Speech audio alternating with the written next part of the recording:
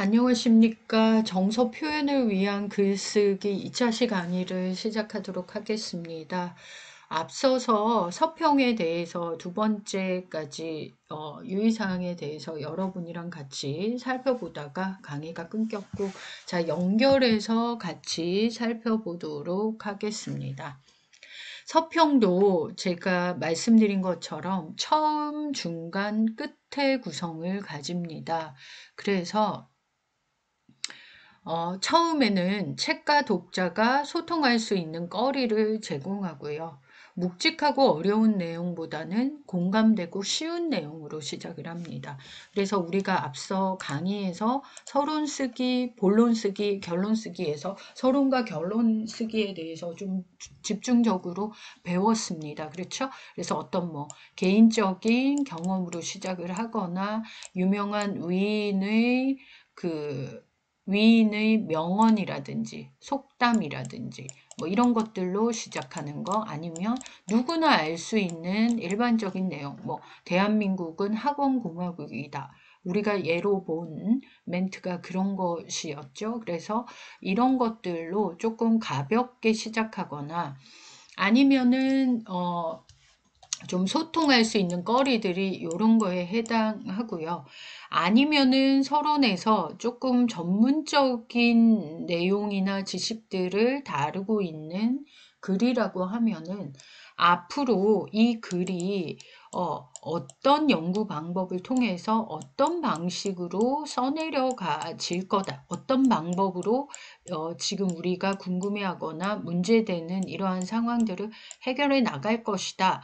라는 것을 어떻게 진행하겠다. 글을 하는 순서를 명시하는 경우도 있습니다.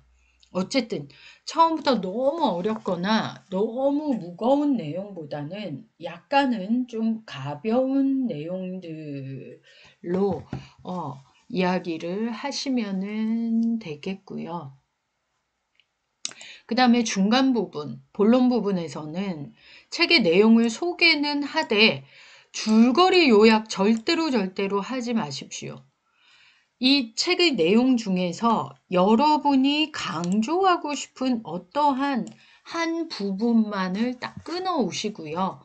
그 부분을 그대로 쓰시면 안 되고 서평자의 관점으로 재해석한 내용을 제시하셔야 된다는 겁니다. 줄거리 전체 요약 절대로 하시면 안 되고 그 책 안에서 여러분이 활용하고자 하는 어떤 한 파트만 탁 잘라가지고 활용하시는데 그것도 그 내용을 그대로 쓰시면 안 되고 여러분의 관점에서 재해석한 내용을 여러분의 글에 서술하셔야 한다는 겁니다. 그리고 이제 마지막 부분에는 독자가 이 책을 통해서 얻을 수 있는 유익한 점, 유익을 강조하고, 좋은 점을 강조하고, 그다음에 책을 선택하도록 유도할 필요는 없어요. 이거는 이제 보통 정말로 그 전문적인 서평가들이 이 책이 기존에 나와 있는 같은 주제를 다루고 있는 기존의 책들과 어떻게 다른지에 대해서 이야기할 때 책을 선택하고 유도하도록 하거나 아니면은 출판사에서 본인들의 새로 나온 새 책을 홍보하거나 광고할 때 이런 식으로 유도합니다만은 여러분은 유도하실 필요가 없어요.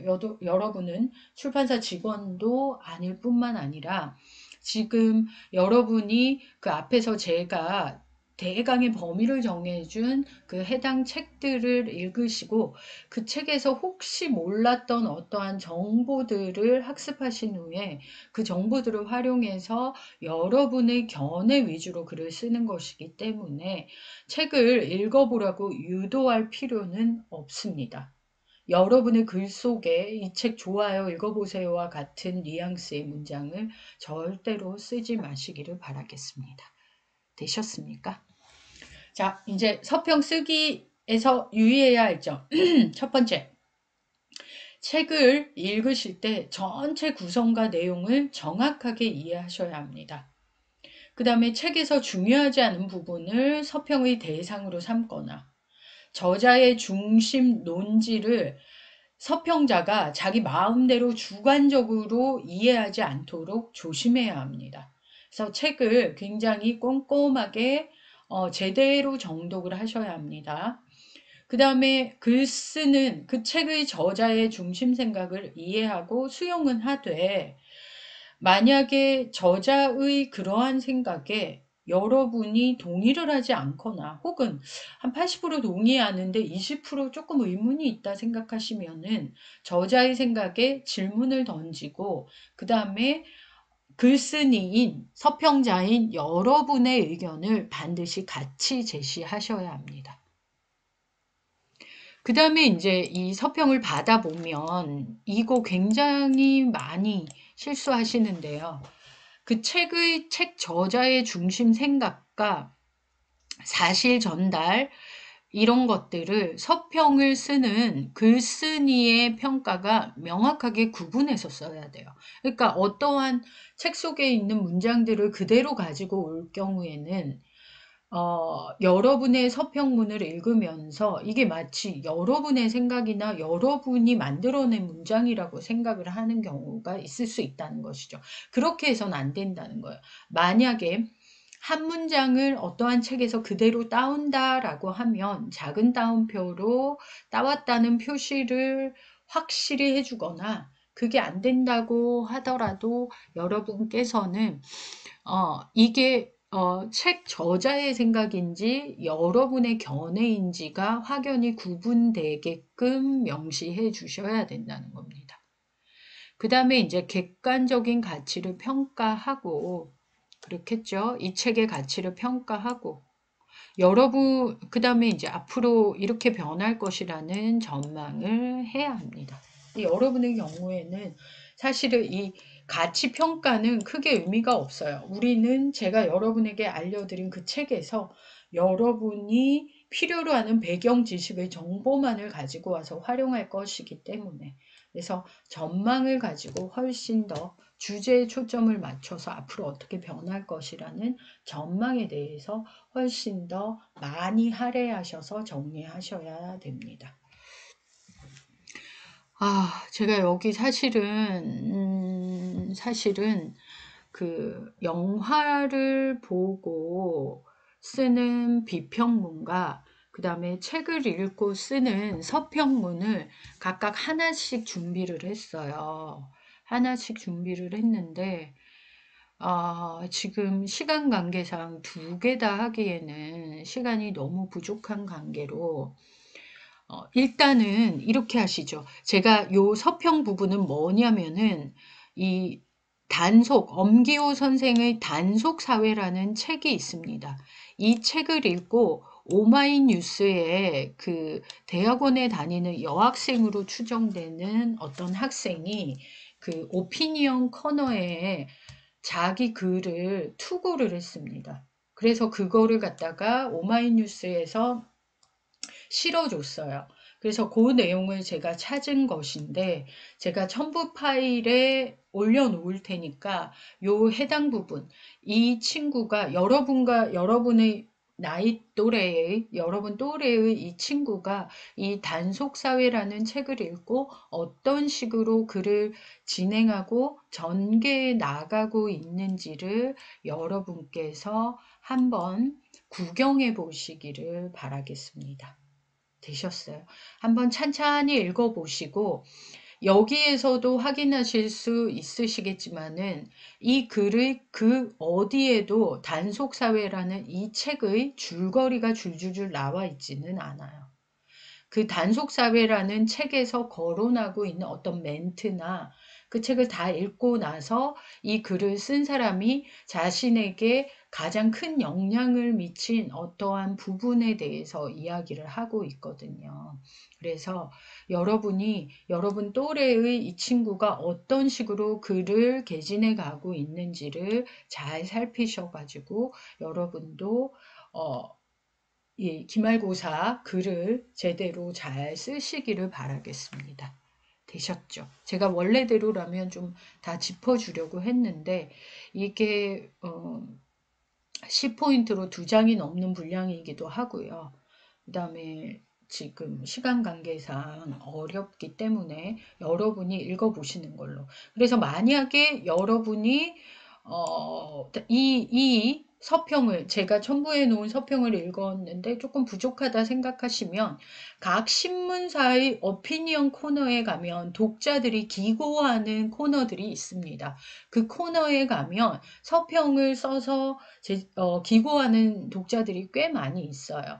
그래서 어떤 신문사는 아예 서평 코너를 따로 한 꼭지를 빼가지고 거기에다가 독자들이 서평을 모아서 정리해서 제공하는 신문사도 있습니다. 그래서 만약에 부족하다고 생각하시면은 다른 사람이 여러분과 같은 독자들이 쓴 서평을 참고하셔서 내용을 참고하라는 게 아닙니다. 자칫 잘못하면 이번 학기 고생 다 하셔놓고 마지막에 가서 표절로 F학점 받으실 수 있습니다.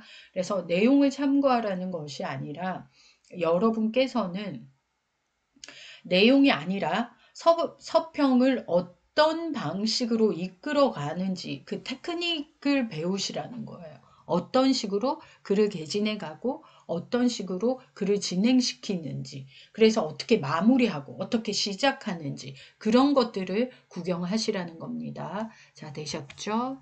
그래서 제가 사실은 이렇게 준비를 해놓고 같이 읽어가면서 여러분에게 조금 안내를 드리려고 했는데 시간 관계상 도저히 안 될 것 같습니다.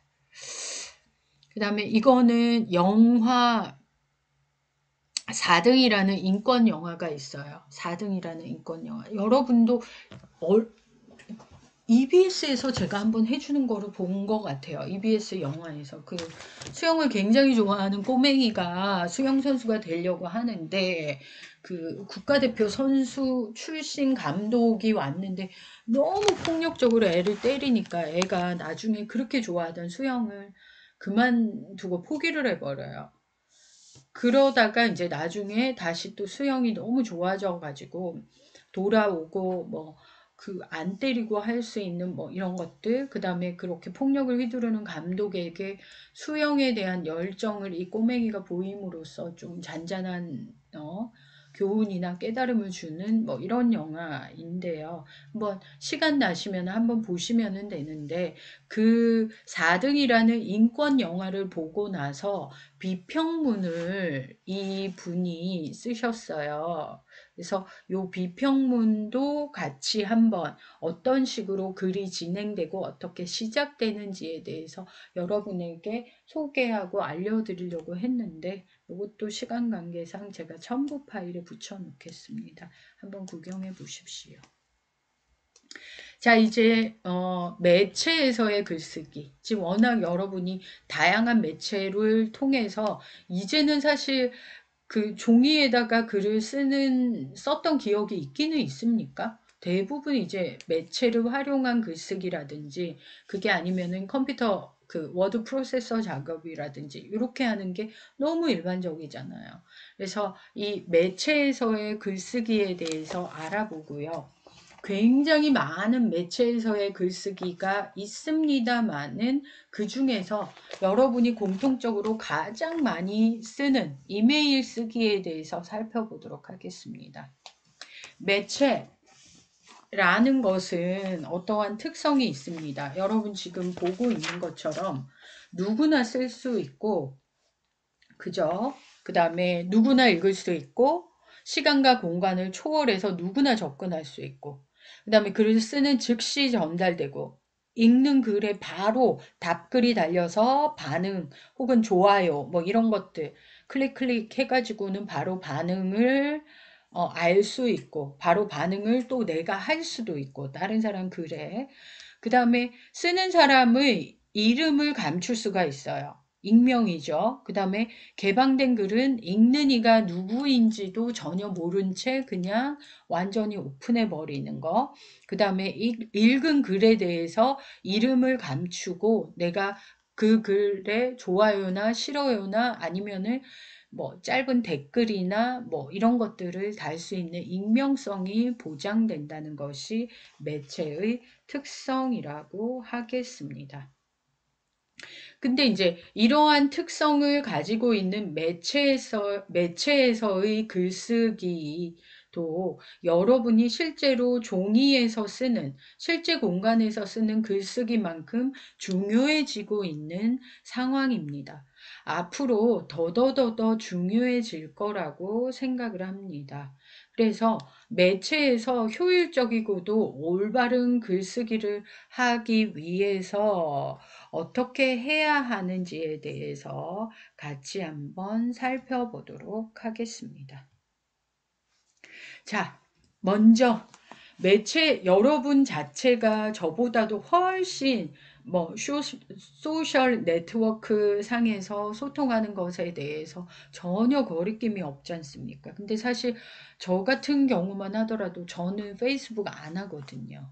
네, 인스타 이런 거 없습니다. 왜냐면 그걸 오픈할수록 사생활이 사라지고 누구인지 모르는 익명의 누군가가 내 사생활이나 공간에 갑자기 들어왔다가 나가고 막 이런 것들에 대해서 제가 정말로 안 좋아하기 때문에, 그리고 소위 여러분들이 말씀하시는 그 꼰대일 수도 있겠습니다만은, 많은, 여튼 나름 젊다고 생각하고 나는 나름 늙지 않는다고 생각했지만은, 그 다음에 꽤 오랫동안 젊은 대학생들인 여러분들과 같이 호흡하면서 지내고 하면서 꽤나 빠르게 현재 상황이나 사회를 이렇게 받아들인다고 생각함에도 불구하고 사실은 거부감이 있는 게 사실입니다.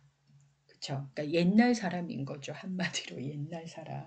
그래서 저는 이미 포기하고, 이미 저는 한 세상을 잘 살았고, 이제 20대고 가장 꽃피울 나이인 여러분이 앞으로 사실 실제 공간에서 글쓰기보다는 매체를 활용해서 글을 쓰는 것이 훨씬 더 일반화되는 이 상황에서 학교에서만이라도 여러분이 매체 글쓰기 윤리에 대해서 한번 살펴보고 배우고 나가셔가지고 실수가 없으셨으면 좋겠습니다. 되셨죠?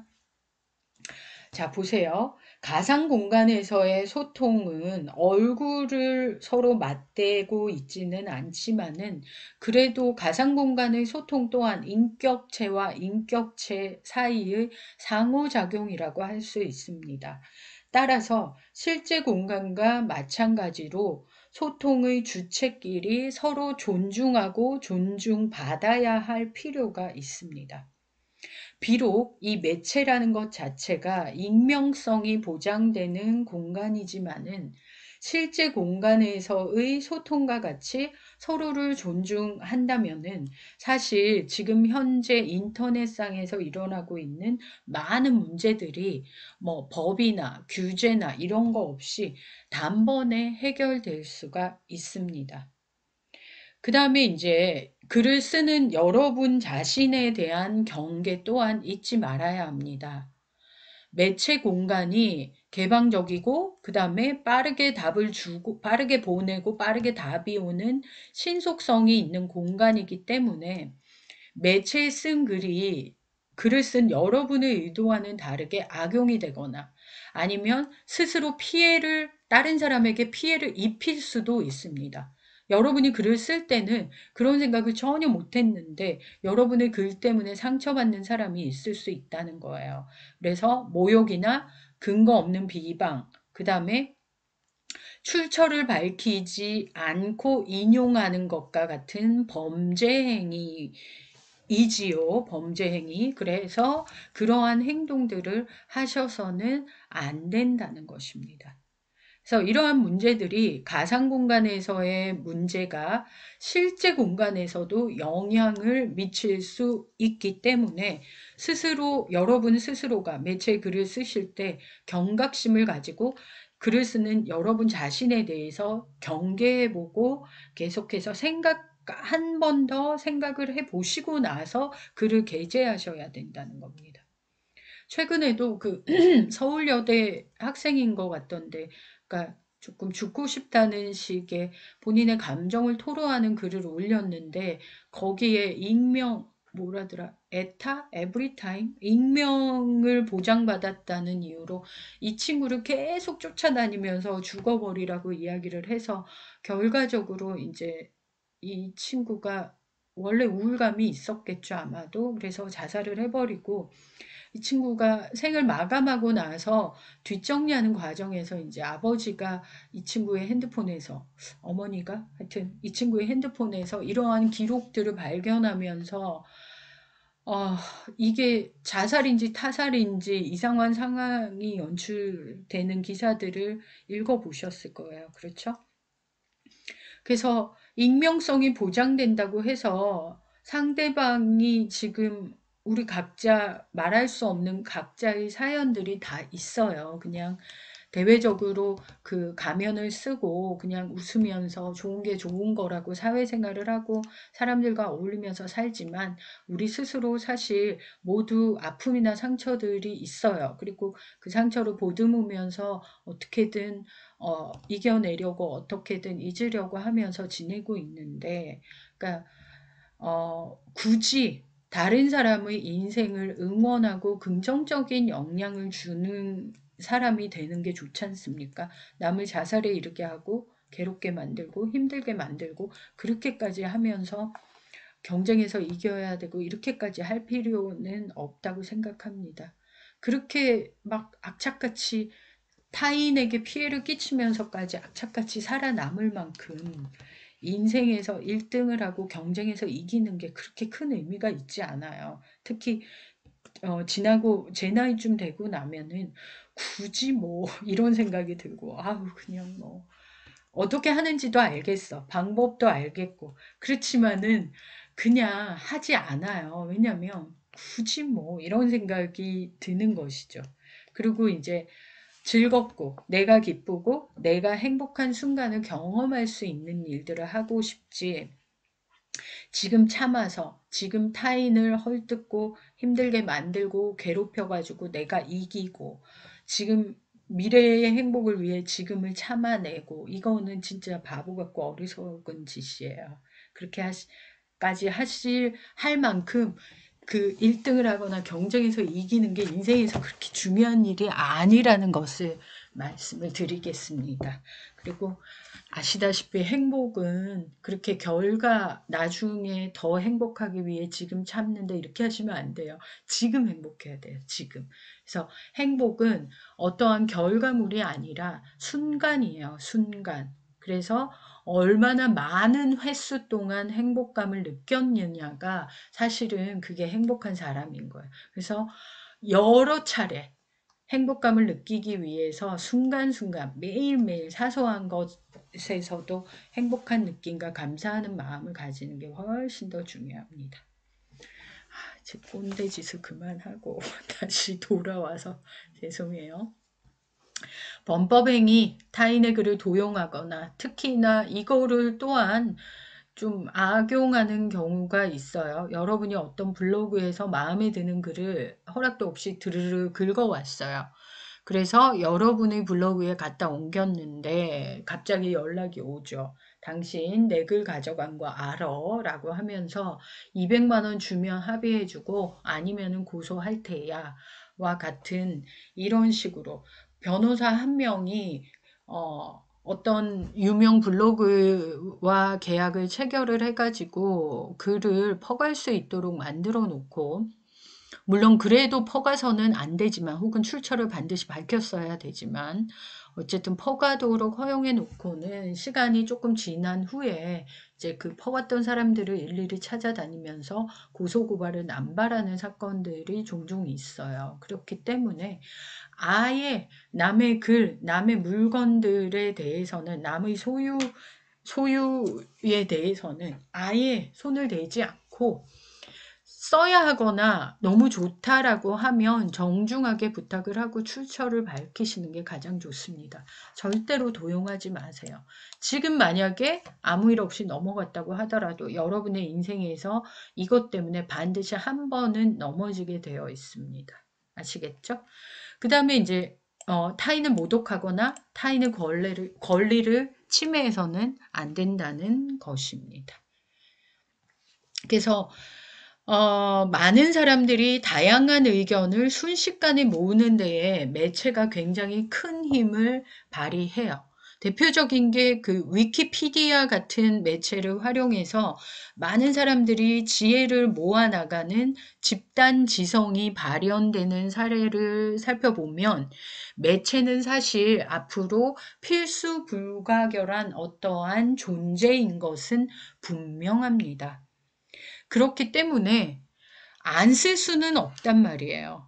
따라서 매체 글쓰기의 기초적인, 지금 여러분이 딱 보고 계시는 요 기초적인 윤리만이라도 잘 지킨다면은 여러분은 이 매체라는 마법 지팡이를 여러분은 굉장히 여러분의 인생을 풍성하게 만드는 마법 지팡이로 활용하실 수 있으실 겁니다. 자, 되셨죠? 그 다음에 제가 여러분의 첨부 파일에 과제물을 또 올려놓았어요. 그래서 다음에 제시되어 있는 글을 읽으시고 요 글에서 긍정적인 면, 그죠? 긍정적인 면은 무엇이고 부정적인 면은 무엇인지 굉장히 짧게 한 문장 정도로 정리해 주시면 되겠고요. 그 다음에 이제 오늘 그 정서 표현을 위한 글쓰기에서 매체 글쓰기의 대표 형태인 이메일에 대해서 한번 살펴보도록 하겠습니다. 이메일은 신속성, 보존성, 확장성의 특징을 보입니다. 신속성은 이메일의 가장 큰 특징이자 장점입니다. 서로가 인터넷으로 연결되어 있다면 보내는 즉시 받을 수 있어서 편리함까지 우리에게 제공해 줍니다. 보존성은 업무에서 매우 중요한 특성으로 이메일의 내용뿐만 아니라 송수신과 관련된 모든 정보가 네트워크상에 기록이 된다는 특성이 있습니다. 이 특성 때문에 이메일은 공식적인 문서의 역할도 거뜬히 해낼 수 있습니다. 확장성은 단순한 텍스트뿐만 아니라 파일 형태로 된 모든 자료를 주고받을 수 있을 뿐만 아니라 받는 사람도 한 번에 한 명에게만 보내는 게 아니라, 그렇죠? 내가 수신자도 원하는 만큼 늘릴 수 있는 특성이 있습니다. 이런 특성 때문에 업무에서 이메일은 통신 수단뿐만 아니라 홍보 수단으로도 활용되고 있는 것이 현실입니다. 즉, 지금 이 이메일의 특성을 살펴보건대 이메일은 의사소통에서도 매우 중요한 역할을 해낼 수 있다는 것을 여러분이 느끼셨을 거예요. 그렇죠? 그리고 이것뿐만 아니라 사실은 새로운 매체로 여러분은 이메일은 컴퓨터를 열고 메일을 쓰고 다시 맞춤법이나 이런 것들을 교정을 하고 정중한 형식을 따르고 이러한 것들마저도 너무너무 귀찮아가지고 카카오톡이나 그렇죠. 그래서 띡 보내고 받고 보내고 받고 심지어 상대가 읽었는지 안 읽었는지까지 그 자리에서 바로바로 체크될 수 있게끔 하는 훨씬 더 간편한 더 많은 의사소통 매체들을 쓰고 있는 게 현실입니다. 그래서 그러나 어쨌든 그러한 것들 보다는 이메일은 흔적이 남지 않습니까? 보존성으로. 그래서 몇 월 며칠 몇 시에 이 메일이 왔고 그 메일의 내용은 무엇이고 몇 월 며칠 몇 시에 내가 이 메일을 어디에 보냈는지에 대한 기록들이 남기 때문에 그래서 회사에서 업무를 처리하거나 할 때 공식적인 문서의 역할까지도 얘가 할 수 있다는 것입니다. 그래서 제가 이 과제물의 두 번째 과제입니다. 왼쪽과 오른쪽 이메일의 제목들만을 정리한 건데 왼쪽과 오른쪽의 이메일의 제목을 보시고 여러분은 왼쪽이 좋은지, 가가 좋은지, 나가 좋은지를 선택하고 가를 선택했다면 왜 가가 좋은지 선택의 이유를 쓰시고 나를 선택했다면 왜 나가 좋은지 선택의 이유를 쓰십시오. 제가 여기 지금 출처를 빠뜨렸어요. 이거는 테루아 하나코와 오카다 게이코가 쓴 로지컬 싱킹. 이게 한때 그 취직하는 사람에게 주는 로지컬 띵킹이라는 책이에요. 아마 이게 되게 2002년 오래된 책이어가지고 학교 도서관에 있기는 있던데 어쨌든 거기에서 제시하고 있는 내용들에서 가지고 와서 문제로 만들어 봤어요. 정답을 맞히는 것도 중요하지만 여러분이 순간적으로 이게 괜찮네, 이게 괜찮네. 여러분의 선택을 하시고 그리고 나서 선택한 이유에 대해서 써서 과제로 제출해 주시면 되고요. 그 다음에 이제 어떤 학생이 저에게 이메일을 보낸 거예요. 맞춤법과 표준어 강의를 듣는 학생이 이제 이거에 대해서 이메일을 보낸 건데 그 친구가 실제로 보낸 이메일이 이거였어요. 이게 끝이에요. 읽으셨나요? 근데 보통 일반적으로 학생들이 저에게 메일을 보낼 때 이런 식으로 메일을 보냅니다. 그래서 왜 이럴까라고 생각해 봤는데 워낙에나 이메일뿐만 아니라 카카오톡만 하더라도 서론이 없이 도입이 없이 본론만 얘기하고 서로 앞뒤 다 자르고 본론만 얘기하고 본론만 듣고 이게 너무 익숙해지다 보니까 그 친구는 이제 음, 자기가 결석을 했고 이거에 대해서 잘 모르겠다고 해서 이제 저한테 이런 식으로 이야기를 했거든요. 제가 조금 손을 보자면은 조금 빠져 있는 부분을 조금 정리를 하자면 일단 인사를 해야죠. 안녕하세요, 교수님. 저는 전자공학과 누구누구입니다. 그쵸?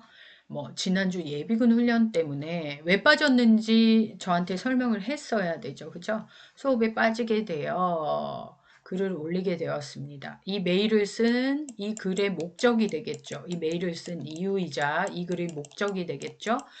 직접 교수님을 찾아뵙고 여쭈어야 하나 사정이 여의치 못하여 메일로 보내게 됨을 죄송하게 생각합니다. 궁금한 내용은 다음과 같습니다. 그리고 질문하고 이 부분까지는 아까 그 친구가 쓴 이메일의 한 부분이에요. 그 다음에 이상 문의한 내용에 관해 알려주시면 감사하겠습니다. 하고 인사. 그 다음에 날짜, 몇 월 며칠, 누구누구 올림 이렇게 써야 하는 게 정상이라는 거예요. 일단 인사하고 자기가 누군지 자기 소개를 하고 어떠한 이유 때문에 이 메일을 쓰게 되었는지 이 메일의 목적이 무엇인지를 밝히고 그죠? 부탁하는 입장에서 조금 상냥하게 해야 하지 않습니까? 그 다음에 이제 내용들을 적으시고 그 다음에 알려주시면 감사하겠다고 부탁의 말을 남기고 마지막에 공통적인 환절기 감기 조심하십시오라든지 그죠? 아니면 코로나19 조심하십시오라든지 이런 식의 인사를 하고 마무리를 하시면 되겠습니다. 그렇게 많이 고치지는 않았지만 기본적인 인사가 빠지고 그 친구는 여기 자기 할 얘기만 딱 하고 있잖아요. 자기 할 얘기만. 자기 지난주에 빠져가지고 수업에 빠지게 되어서 요 두 가지 1번, 2번 내용만 이야기하고 있지 않습니까? 여기 앞에서 보면. 그죠? 그래서 예의를 갖추시라고 말씀드리는 거예요. 저뿐만 아니라 여러분이 회사에 취직을 해서 누군가에게 메일을 보내실 때에는 이런 식의 메일은 굉장히 그분과의 관계를 곤란하게 만드는 메일이라는 것을 아셔야 된다는 겁니다. 자, 그 다음에 이제 과제에 제가 편지 1과 편지 2를 주제는 같습니다. 이 이메일을 쓴 주제는 똑같아요. 그래서 여러분이 편지 1과 2를 읽어보시고 편지 1의 서술 방식, 정보의 양과 글의 길이, 그 다음에 이렇게 썼을 때 효과에 대해서 여러분의 의견을 적으셔가지고 저한테 과제 제출해 주시면 되겠습니다. 되셨죠? 그 다음에 이메일 작성을 하실 때 유의하셔야 되는 거 간결하게 짧게. 제일 많이 신경 안 쓰는 게 이거예요. 제목. 제목이 굉장히 구체적이어야지만 여러분의 이메일을 클릭해서 열어본다고요. 그 다음에 제목을 보고 나서 이런 내용이겠구나 머릿속에서 추정을 하고 글을 읽는데 읽다 보니까 그 내용이 아닌 경우에는 뭐지? 이런 생각이 들거든요. 제목에는 이거라고 했는데 내용은 아니네. 이렇게 된다고요. 그러면 이미 신뢰가 바닥에 떨어지겠죠. 뭐 글을 이렇게 써? 이렇게 되겠죠? 그래서 제목에 신경 쓰시고 본문의 핵심 내용을 담아서 굉장히 간결하게 작성하시는 게 좋다. 특히 이메일 쓰실 때 만년체로 문장 길게 쓰지 마세요. 제가 여러분 과제 제출한 친구들 중에 몇 명은 계속해서 만년체 쓰지 말고 문장 좀 짧게 쓰라고 계속 잔소리하고 있어요. 그죠? 그래서 문장 간결하게, 특히 이메일은 더더군다나 짧게 끊어서 쓰시고 읽기 쉽게 작성하세요. 메일을 받는 입장에서 작성을 하셔야지. 왜냐하면 여러분은 메일을 보낼 때 이미 여러분이 메일을 보내는 그 사건에 대해서 이미 다 꿰고 있어요. 그래서 길게 설명하지 않아도 그게 무슨 일이고 어떻게 돌아가고 있는지를 아는 상태에서 이 메일을 쓰고 있는 거예요. 근데 메일을 받는 수신자 입장에서는 밑도 끝도 없이 갑자기 메일이 온 거예요. 그러면 이게 지금 어떻게 된 상황인지 확인하는 절차들이 필요하단 말이죠. 근데 메일을 너무 어렵게 써놨어요. 순서에 대한 설명도 없고 절차에 대한 설명도 없고 자기 하고 싶은 얘기만 띡 써서 보낸단 말이죠. 그러면 상황 파악이 안 되기 때문에 수신자가 읽어도 답을 쉽게 할 수가 없습니다. 아시겠죠? 되도록이면 정말 쉽게 친절하게 쓰셔야 되고 정확하게 작성하셔야 됩니다.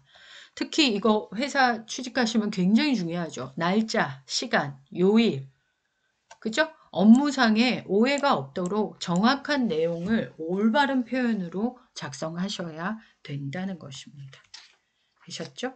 그 다음에 이제 제가 여기에 그 샘플로 메일을 하나, 외부에서 받은 메일을 하나 올려놨어요. 일단 여기 이 과제 4번인데 이 제목에 공학용어 심의위원회 이렇게 왔습니다. 근데 내용을 읽어보면 심의위원회 얘기가 아니에요. 그러면은 이제 이 내용만 제목만 보면 저는 공학위원회 심의위원이 아닙니다. 그러면 메일을 잘못 왔구나 하고 삭제해 버린다고요. 근데 이거를 어떻게 고쳐야 되냐면 공학용어 심의위원회 위원으로 위촉하고 싶다는 것이 제목에 들어갔어야 된다는 거예요. 그래야죠. 누군가가 나를 무슨 위원으로 위촉하겠다고 메일을 보냈구나라고 열어보는 거지. 인문대생이 공학용어와 무슨 상관이 있습니까? 안 열어보는 거죠. 되셨죠? 그래서 제가 제목만 고쳐두었어요, 지금. 그래서 나머지 내용을 읽어보시고 여러분께서 한번 훨씬 더 지금 보신 것처럼 앞에서 간결하고 읽기 쉽게 정확하게 작성해 주시기를 바라겠습니다. 자, 되셨나요? 이번 주 강의는 이렇게 마무리하도록 하겠습니다. 고생 많이 하셨습니다. 감사합니다.